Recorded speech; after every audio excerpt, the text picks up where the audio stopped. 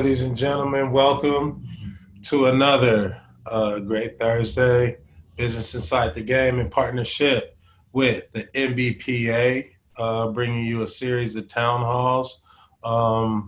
Today's town hall, the theme is dismantling inequality and the push for prison reform. I have two incredible young activists, smart, on top of the movement, inside of the movement, pushing the movement.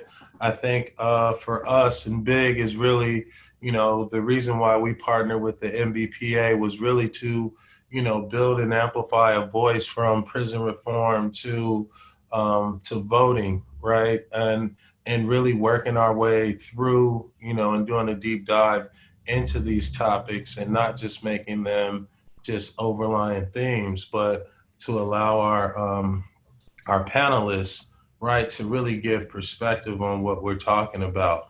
And so I'd like to welcome today Cheyenne, the founder of CommunityX, social impact tech entrepreneur.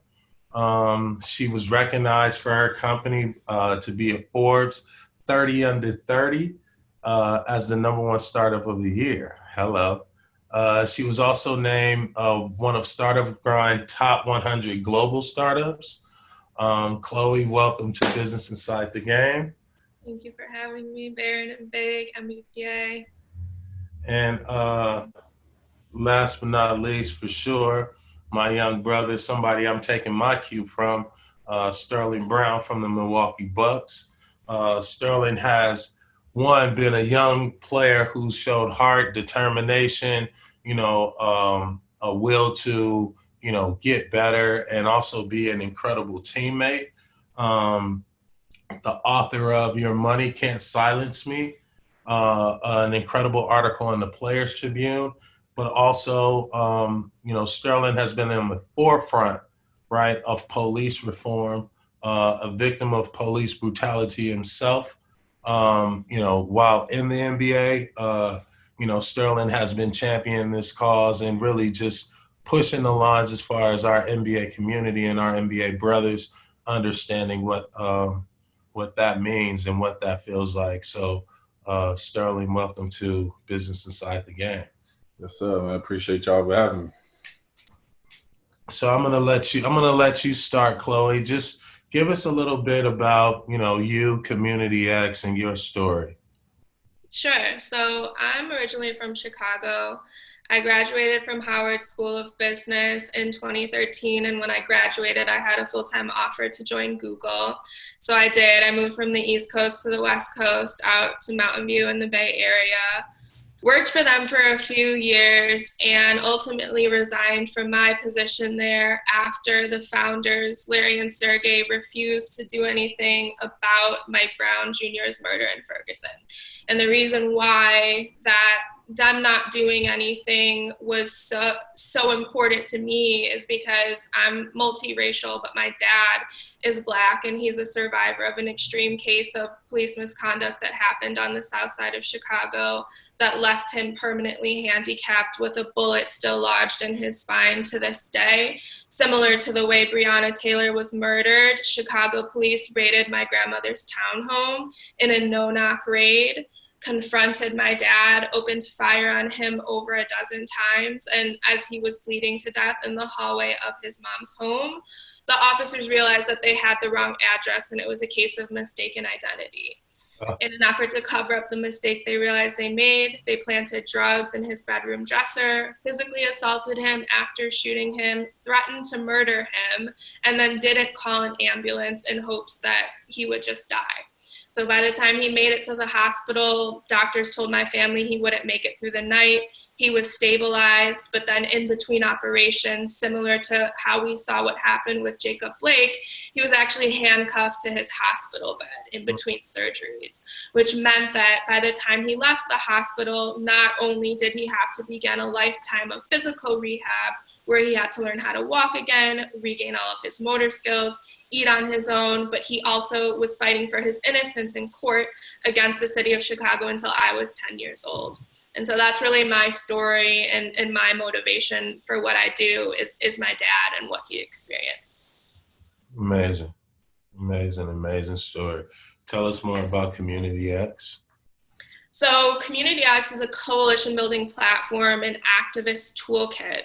And basically what we do is we leverage AI powered algorithms to be able to understand who you are, where you are, and what specific issues matter to you, whether it's police reform, prison reform, voter engagement. And then we take that data and say, based on the things that you care about, here are other people in your local community, in your country, and around the world that you can instantly unite with and build very mobilely native, easily scalable coalitions that are ready to mobilize around calls to action. It's a mobile app that's available for download now on iOS and Android. Amazing. Thank you, Chloe.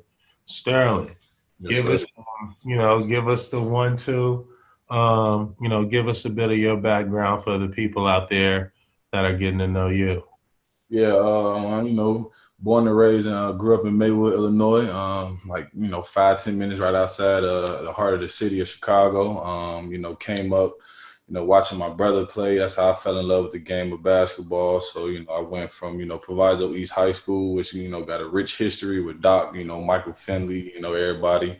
Went to SMU, in Dallas, Texas, and played under Larry Brown and with some guys in the league now, Shake Milton and everybody, Shimi Ojale, and then got drafted to the Bucks. Just been working, man, been grinding, trying to get my time, trying to find my slot in there, and that's really my story as far as basketball. That's my rise to where I'm at now, and then my rookie year, the incident happened with the police. And, since then, it's just been, me trying to educate myself and, educate the community, on how to move in certain situations, dealing with the police. And, I didn't started, a foundation. I planned on starting it before, the incident happened. But when it happened, it was actually, a good time. It's based in Chicago, the Salute Foundation. That stands for sacrifice, ambition, loyalty, unremitting truth, and education. And, we just, out in the community, trying to give life back, to the people and give hope back, at the same time as, letting people know that, you are something, like letting the kids pretty much know, you can do something, like, don't, let nobody tell what they can't, like, you can't do because of what they didn't do. Always keep that, that drive, that hunger, that ambition, but at the same time educate yourself, because you gotta know what you're going into to know how to deal with it. And it's going good. We done had a lot of events, partnered with a lot of good organizations, and we got a lot coming in the future. That's exciting. This feel like a all Chicago conversation, right? Yeah, man, we got time. Yeah. Well, in that case, let's drill down into Chicago, right? Let's talk about, the push for prison reform, right? But let's also talk about, we know a lot of our young brothers in Chicago are being locked up. We know that there's a lot of violence in Chicago, right? Why is this election important, right? And, what are you both doing, or what have you learned, that could ultimately be, a cry to, the people out there in Chicago looking for, partners and solutions? So you can go first. Shirley? Yeah, go ahead. Yeah, sure. So I think the most important thing for people to know in this election, especially young people and first-time voters, is that this election is about much, much more than who becomes the next president of the United States. We all saw the debates the other night, and many of us left feeling, hopeless, and things were said by Trump. He refused to condemn the Proud Boys, who are essentially the modern day KKK, which was horrific, but not unexpected. But we also saw from former Vice President Joe Biden that he couldn't explicitly say Black Lives Matter. And he also, believes and purported his belief that we should continue to further fund the police. And so I think what people really have to understand is like, yes, Joe Biden is important for, democracy continuing to see another day over the next 4 years. But also there are other candidates who are going to be on this ballot who could actually play a much bigger role in our day-to-day lives. If you look at Breonna Taylor's case, in isolation, I know this isn't, Chicago, we're talking about Kentucky now, but Breonna Taylor's case was not taken seriously because the DA didn't even present the proper options to the grand jury. How did the DA in Kentucky get into office? From voters in Kentucky. And so it's really important for people to understand you have to look at, the DA is on the ballot. You have to look at the mayors, the senators, the House of Representatives, and really understand how you can craft a ballot that reflects your values and reflects the things that you want to see out of your community. Absolutely. Sterling, add to that, please. Yeah, no, she just really hit it on the head. We got to educate ourselves first and foremost, know what we going in to do, know who we voting for, know policies, know who these guys are, know who running on a campaign. But at the same time, locally, that's what's going to affect us the most in the community. So we got to know who running, locally, in our neighborhoods and our, towns and everything. We got to know what they about, what they doing and what they plan on doing for us. Because, the Black agenda, that's what we got to, prioritize, I don't want to get, into politics and, choose sides and everything, but that's not, their main priority. So we got to make that our main priority and figure out how we can put people in position, to help benefit us with the things that we need. And, let's just go back to, educating ourselves on key topics and really just staying involved in the community. We got to do it. Like, we got to get out here, we got to touch the kids. We got to get them something to do. We got to get them, programs, we got to give the kids and the adults, financial literacy outlets, to learn how to, write a check or, manage a bank account. We gotta be more involved in the community and not so much, in my eyes, look for a politician or, elected official to make the changes for us. Absolutely. And then, just drilling down into the community and talking about, a lot of our, brothers and sisters, are locked up, right? And don't kind of have like the opportunity, to your point, Chloe, to be represented in the right capacity. And so can you guys speak to just your fight and your push for, taking apart the system, right? How do we dismantle this system, right? And then how do we push for, the court system, right, after the voting, to be allowed to have, what people are calling prison reform, but what we would say, their rightful opportunity or their right, their right as a citizen. Go ahead, anyone. Yeah. Go ahead. Yeah, go ahead. I can start. I think, in order to understand what we need to do to dismantle the current system, we need to understand how it was created.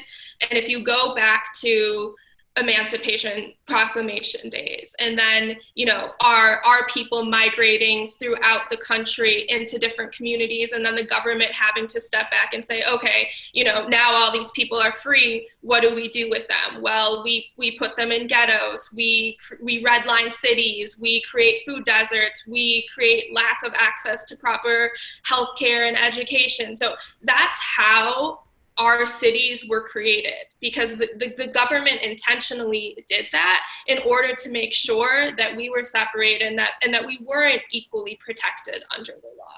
And so when you look at, issues like police reform or prison reform and talk about even specifically just defunding the police, you have to really understand what that means and what it would signify, even just psychologically, if a city decided to defund the police.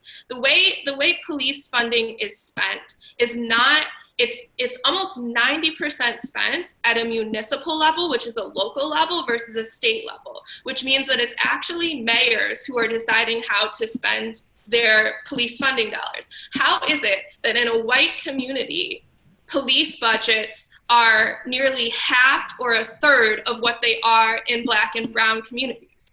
It's because in white communities, mayors want to invest in improving the infrastructure of that community and giving people opportunities. And they feel like they don't need to police as much because they're building a community in a town that they think is beautiful and prosperous. In Black communities, the reason why police budgets are so high is because they want to keep the system that they've created over the past several centuries in place. That's why 80% of the budgets are spent on police in Black and brown communities. And so when we say defund, we're not saying the police need to go away, they need to be extinct. We're saying that budgets and the way that they're spent in Black and brown communities need to mirror the way that they're spent in white communities so that there is actual equity across state lines. Sterling, your pops was a police officer, correct? So, expand upon that, just thinking about from, this whole, ripping apart what defunding the police means. What does that mean to you growing up in inner city Chicago as, having a dad as a police officer?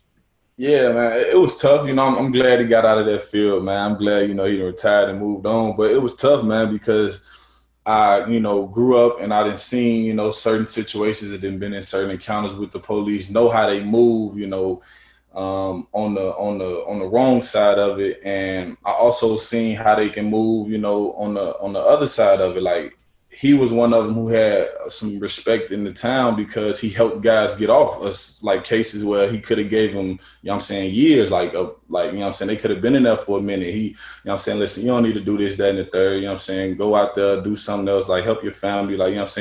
He helped some guys, so he had some of that, under his belt. There was also other cops in the town that put on youth programs in the community that help kids, stay engaged and stay doing something instead of going out and running the streets.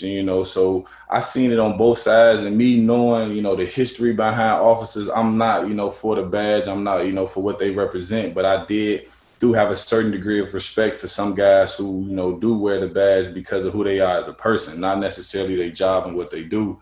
So, it was kind of hard for me, and it put me in a tough situation. But at the end of the day, that was my pops. I got love and respect for him. But it just, it gave me that incentive to keep educating myself and keep figuring out what I can do to help change the narrative. And that's pretty much, what I'm doing right now with my case in Milwaukee. We sitting down and we talking with, the Fire and Police Commission, and we talking with, the mayor, and we talking with the city attorney, and we trying to figure out how we can amend some of these policies, that lock up Black people, that, allow them to get, shot at and have the officers face no consequences. Like, it's just a lot of things that, need to be changed. And that's what, I'm doing, as well as, the Bucks and the coalition that, we got coming. But it's important for, guys and leaders who have that voice to use it and take advantage of it. And if we can sit down at a table with the state legislators and the mayors and everything, we need to do that. We need to sit down and have those talks, along with, some of the community leaders who have been pushing for this for the last, 10, 15 years. They know it, like they know the ins and outs. They have the education because, at the end of the day, I started off playing basketball. I wasn't well educated in this world. And over the last couple of years, that's when I, been, reading more and researching more and learning more about it. So I know it to an extent. I still got a lot to do, but those people who've been on the front lines for years, like that's what they serve, like that's what they do. They know more about it. So we got to bring them to the table with these, politicians and with these legislators who make, the real decisions. And we got to, see how we can figure this out, man, because it can't keep going this direction. We can't keep, sitting back and, 5 minutes later, we see a video of another Black, guy getting killed, shot in the back, and the officer getting off because, bullets went through the wall instead of getting off, instead of, being, sentenced or whatever for actually killing a person. Like, we can't keep having it. So we got to, do our part, man. It's important. Absolutely. And Chloe, I know you can speak to this, both, growing up on the south side of Chicago and your father being, permanently handicapped by the police and this, whatever, this no knock warrant, right? Can you expand upon, you've made it, as an ex-Googler, right? Or, in that family, you've made it your life passion, to dedicate, what you're building to this cause. Can you talk about that?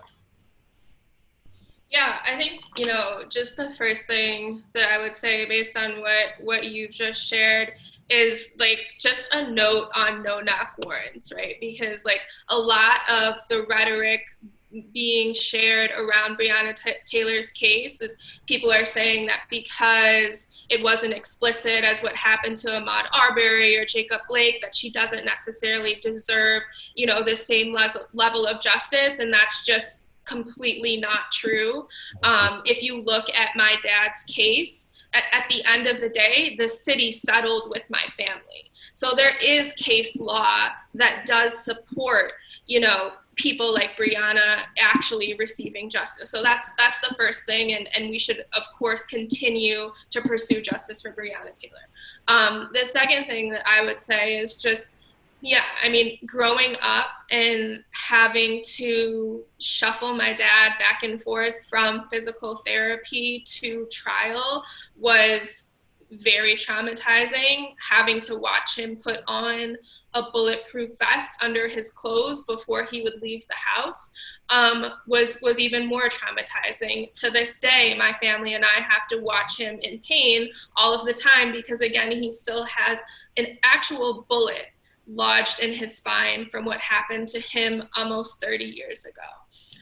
And so for me, it was always about staying focused and realizing that there were larger goals that I had for myself in life, and I just had to work really hard to get there. And so, I was always really focused in school. I got a full-time ride to Howard, and then I took several different internships throughout my time at Howard in order to get the job at Google. And then, now with CommunityX and, just from what I'm hearing, with what you're building and Sterling's fight on the ground, I think that, there's a golden opportunity to kind of, scale this voice, right? This voice for activism and also, leading up to, voting, right? Right. Um, I'm a young person, right? I'm nervous about voting, right? I don't know who to vote for. All this stuff that you're saying, that Sterling is saying, legislation, I'm not ready for that, right? What are some ideas that, for, the youth that are looking to kind of, cross the line and make that initiative to vote? Because there's a lot of people out there that don't believe. Like, what would be your call to action or your advice to them, right, to get them to understand, the power that they have to vote for a lot of these things that's happening in their community?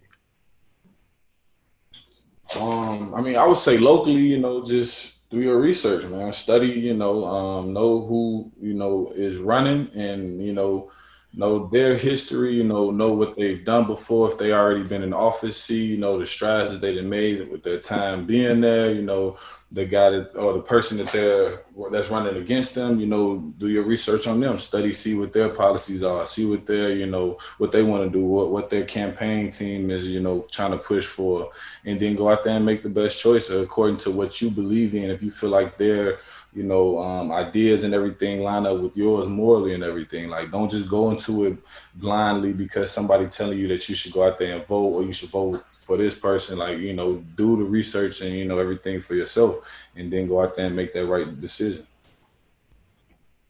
Yeah, I 100% agree with that. Register to vote, vote early if you can, if you don't feel comfortable going out to the polls, understand how you can vote by mail. And, you know, no matter what, just by November 3rd, make your voice heard, educate yourself exactly as Sterling just suggested. And, you know, after November 3rd, continue to hold all of these candidates accountable. And then also, like, you know, what are some ideas? Like, outside of voting, right? How do we root out these bad seeds, right? Because it's, yes, we're going to vote. Yes, we're going to defund the police, but there's still, you know, bad seeds. How do we root out the bad seeds? Man, it's hard. There ain't even no, you know, solid answer for that, man, because it's so deeply rooted, man. It's in history, you know, like even if you look at they protected, you know, by, you know, the system and by, you know, the country. Even if you look at Rodney King's situation back then, 2 months later, you know, it was a bill coming out or an act coming out to protect the police then, and everybody in the world seen what happened to him. So it's tough, man. It's so deeply rooted, but we just got to keep, you know, chopping away at it, you know. And like I said before, man, educate ourselves. We got to strategically, you know, implement after we unite. You know, we got to come together and we got to stand strong, man. We got to have our leaders who have a voice and a platform continue to have those conversations, you know, with, and like I said before, the legislators and the mayors, whoever they can get in a room with, you know, have those conversations, try to change those policies, you know, have the people call in, you know, talk to the fire and police commissions, you know, do whatever we can do, but it's not going to happen, you know, overnight. It's not going to happen in the next year or two. It's going to be something that it's an ongoing fight that we got to, you know, keep chipping away at. Yeah, I agree with that. And just like in a specific example, in California, Jackie Lacey is the current DA based in LA. We all thought Jackie Lacey was going to be a great thing for Black and brown communities, and it turns out that she was the opposite. She's very tough on crime, and she's very easy on police officers. She's someone who refuses to hold people accountable for the brutality and for their extremism. There's a candidate running against her who has a platform that's very progressive and very promising for our communities. So I think zeroing in on campaigns like that, like Sterling said earlier, and understanding, you know, this is a very critical moment in your city where you can make a difference, do that. And then, and I think this is a great opportunity to just plug your platform, right? Because your platform kind of aligns with, you know, and educates people, you know, holistically on this vision. I mean, please, like, there are people out here watching. You're an entrepreneur. This is important. I think your platform is really important. Can you expand on just how they can find the platform and the things that they can do? Yeah, so CommunityX is a mobile app. It's available on iOS and Android. And basically the whole idea behind it is to unite people and to keep the movement going. We understand that there is so much information out there that's so hard to find, and then once you find it, it's really hard to understand. At the same time, there are a lot of people who are doing the work and can share that exact information with you in a really digestible and actionable way. And so what we're doing is we're bringing those people into a place where it makes it really easy to share action-oriented content that's focused on social justice issues, and mobilize people around those calls to action. We are also a Black-owned and Black-led company, which is extremely unique in Silicon Valley. Obviously, all of the major founders and CEOs of social media platforms are white, cisgender, male, Ivy League educated people. And so what we're building is really unique in that way, as well. That's awesome. And Sterling, you were a part, you know, of the playoff boycott, and you had an integral voice in that. And I think after that, you know, there was, you know, a great relationship and partnership coming out of that with the NBA, the MBPA. Can you just talk about, you know, some of the things now that you're doing from that meeting to kind of get people out to, motivate them and vote? The league, we started, a coalition with the owners and the coaches and a few players, and I'm a part of that on the board, and that's been the key thing, that they've been pushing is voting. We've also tapping into the community as well, getting funds, to the organizations and to the people who need it, who are actually, who've been doing the legwork thus far and just need a little more, push, need that extra little boost. And, that's something that I'm, happy to be a part of. And since that, boycott, well, I ain't gonna say boycott, but since we, stopped and didn't play that game, against Orlando, it was, a lot of conversations statewide in Wisconsin that we, became a part of. We sat down, we talked with, a lot of people who changed things in the state of Wisconsin. The Senate, the legislature. We talked to the governor. We talked to a lot of people. We still on those, talks and on those calls, still trying to, get people to, just hear us and, actually implement things that need to be, done. And that's another one. In my foundation, we've partnered with, a few people, BMOA, we just had a back to school supply drive in the community where we gave away school supplies and other things, Black Afrocentric books. And, we still, involved in the community and giving, life back to the community. And, it's just a few things that, we're trying to touch on as far as finances. That's, important for us, for the Black community, just to have that financial literacy so we can know how to manage things and we can know how to, and just make things a little bit easier for ourselves. So we're not always, stressing about things, and, that leads to other unhealthy, habits and thoughts. And, mental health is one of them. And that's something that, my foundation is attacking. Mental health is extremely, it's underrated, like it's overlooked in the Black community. And that's something that we have to address. It's, I'm involved in a lot. And, it's, like I said before, it's not gonna happen overnight. It's a fight that we got to keep fighting, and all hands on deck. We need everybody that we can to become involved in your community, or if you want to reach out to whoever, myself or Chloe. Like it's time for us to get involved and not just sit on the sidelines and keep watching. I agree. I think that there's power in this discussion, right? There's power between both of your platforms. I do want to ask this question, watching the debate, right? And hearing both sides just speak to racism's, systemic racism, you know what I mean? Institutional racism, right? And, with COVID and all that's happening, this election seems like it's going to be the most important and the most pivotal, right? With all that said, do you feel that there is going to be a fear, right? With 5 weeks out, like what are we doing to, protect or fund the people to get people out, especially with, COVID and now with all of the, kind of racist and white supremacist banter that we've been hearing lately? I would say that it's gonna be a fit for some people because it's like we choosing between the good of two evils in some people's eyes. Like Chloe said before, Trump, he is who he is, and he got his view on certain things, and Biden, his history speaks for itself.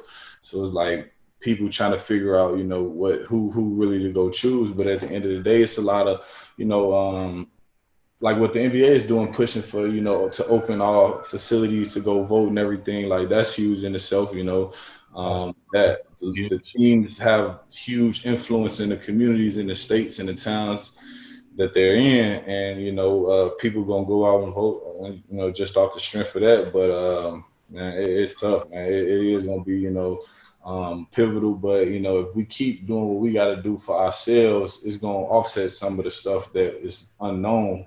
with the elections. We don't really know how, when they get in office, which way they're going to go. They can tell us this, that, and the third now, but then, act different, so we just got to keep doing what we can do for ourselves, keep educating ourselves, and keep, being there for each other in the community.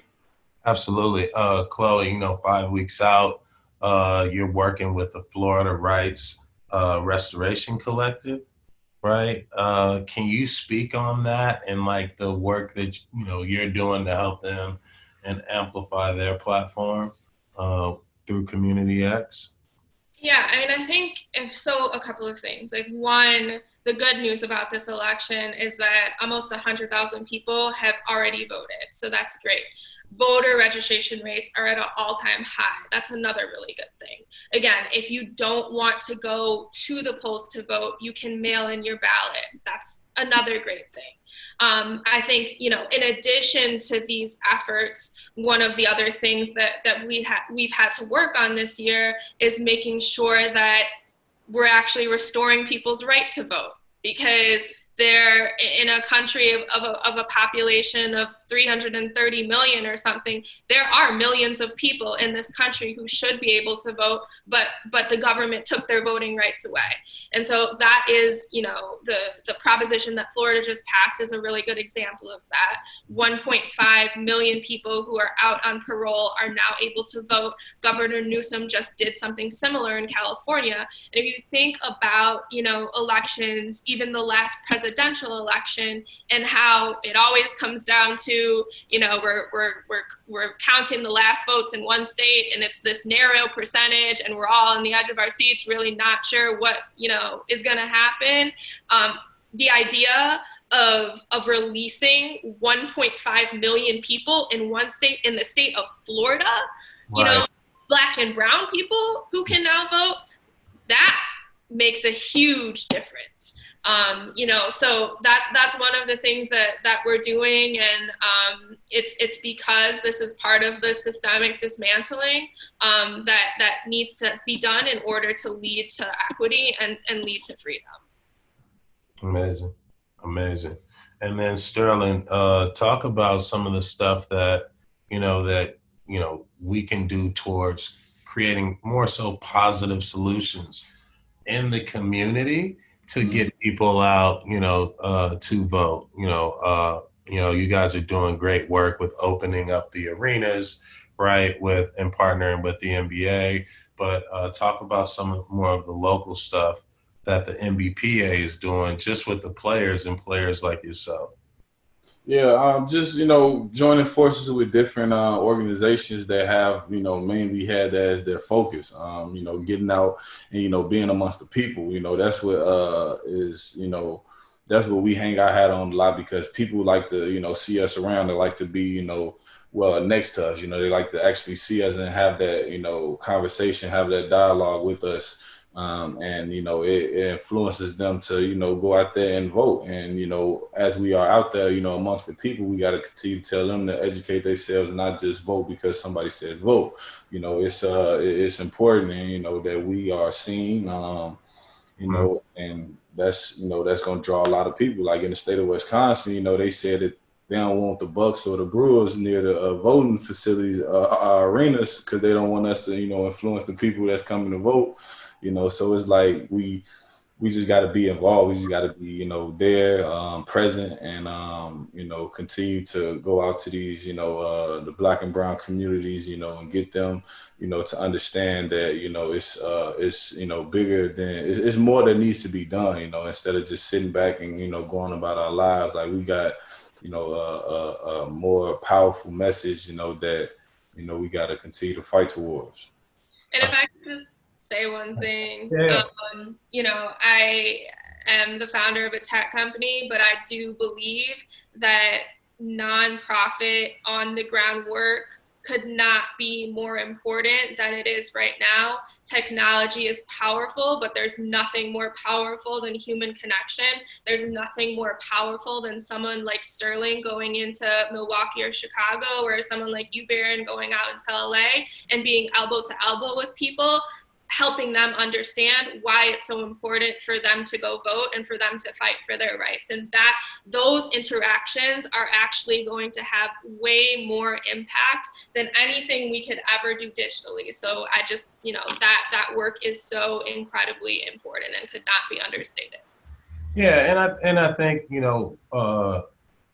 to your point, that mixed with, the technology, right? Mixed with the platform that Sterling and I have from a social media perspective, I think information, right? Information can be shared a lot quicker, right? And so the opportunity for, us as this next generation to really start thinking about, our platforms, talk about, social media, and how digital media plays a huge role in not only this election, but how we start to spread it, the information that we want to. Yeah, we got to attack from all angles, man. We can't leave none out for sure. Real talk, big facts. Yeah. But to me, it's like what you're building with CommunityX, right?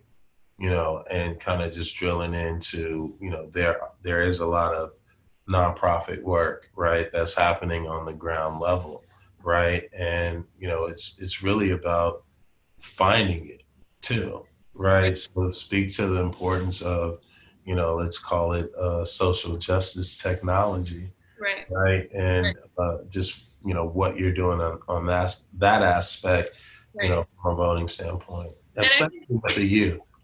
Yeah, and I think, also if we're zeroing in on like tech specifically, what social justice technology means in Silicon Valley. If you look at Facebook, for instance, and the role that they played in the last presidential election with fake news and misinformation and mobilizing people to vote in the wrong way based on those things. What does it mean to create the antithesis to that? What does it mean to build with purpose? What does it mean to code with intention? What does it mean to truly protect people's data and protect their livelihood? In the protests over the summer, we saw that the FBI was actually using data from Facebook and Instagram to target specific people and show up on their doorstep or grab them from a rally. And so, yes, like leveraging, what we do to create that safe space and to create a reliable, space is really important. Amazing. Amazing. I'm motivated. Dismantling inequality and the push for prison reform. As we start to close here, one with business aside the game, there's a lot of activists, entrepreneurs, young people, and first-time voters. Just share some words of encouragement to our audience and the people out there about, their right to vote and what that means. You go ahead, Chloe. I again would just say that actually, like, if you're a first-time voter in this election, how exciting is that? Like, you have the opportunity to make an impact in the most important election in human history. And honestly, nothing could be more exciting than that. And I, have full faith in, millennials, but also Gen Z, those within Gen Z who are of voting age. I have full faith that they will come out and mobilize to the polls.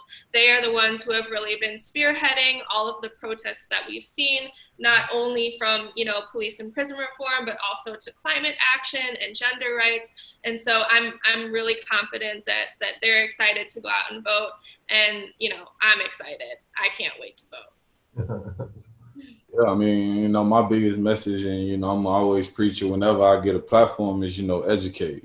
Educate. We got to educate ourselves on, our history and what we've been through in order to know what we're dealing with now, in order to know what we got to do in the future. It's important. We got to educate ourselves on, all levels. Whether it's finance, whether it's politics, whether it's criminal justice and police brutality, the history of that. We just got to continue to educate ourselves and, go out there, make that, right decision. Go out there and vote based on, the core beliefs that you have and which candidate you feel like, align them. And, stay involved in the community as well. It's not just about a vote, because like you said, BD, before, once the voting is over with, what's next? Like, we gotta, we gotta act, we gotta do things after this voting, is done. After this voting process is done for the next 4 years, we gotta do something. So we, Absolutely. continue to stay involved in the community, continue, to give back, the people who are in the position, us leaders, we got to continue to touch the youth, because they are the future. We got to continue to, uplift them and encourage them and give them hope, and push their dreams. We got to continue to do that. It's important. Yeah, I am, for one, am inspired by this conversation because, the theme was dismantling inequality and the push for prison reform, right? And as we talked about, voting and using technology and getting our hands dirty and rubbing shoulder to shoulder, but also it was, doing a deep dive on, local and hyper local, right? And bills, right? And, for me, the beauty I get out of this, conversation is to kind of recap and, learn something different. And, for me, I think the opportunity to, you know, there is no reason not to learn, right? Take the power that you have, right? And use your right to vote. Take the power that you have in your community and use that right to make your community a better place. And I want to thank you both for being a part of this, this town hall, as we call it, in our partnership with the MBPA. Sterling, thank you for coming. Chloe, thank you for coming. And, before we get out of here, we always like to ask, what is your business inside the game? Meaning, what do you bring to the court that you bring to off the court? What do you use to transition from a Google to an entrepreneur? What is your core DNA? So, Sterling, I start with you. What is your business inside the game, and something that you can share with our entrepreneurs and people out there? Man, just, stay hungry, stay, keep that ambition, keep that drive, and that's what I bring, when I'm on it off the court. When I'm on the court, I'm in you, I'm gonna be you on the defensive end, I'm gonna get in you, I'm gonna force you, to do things that you're not used to doing. I'm gonna stay locked in, I'm gonna go hard 100% of the time, you know what I'm saying? And, I'm doing that off the court as well. I'm involved in a few different, committees, boards. I got a foundation. I done tapped into real estate. I done tapped into all type of things, stocks and everything. So I'm staying, I'm keeping my, foot on people's throats, man, on and off the court. Absolutely. I love that. Yeah, for me, no matter where I am or what I'm doing, I always picture this image of my grandmother, who for the majority of her life was a single Black mother, and pulled resources that weren't there together in order to keep her son out of prison over a course of almost 10 years against one of, the biggest, most corrupt cities in this country, which is Chicago.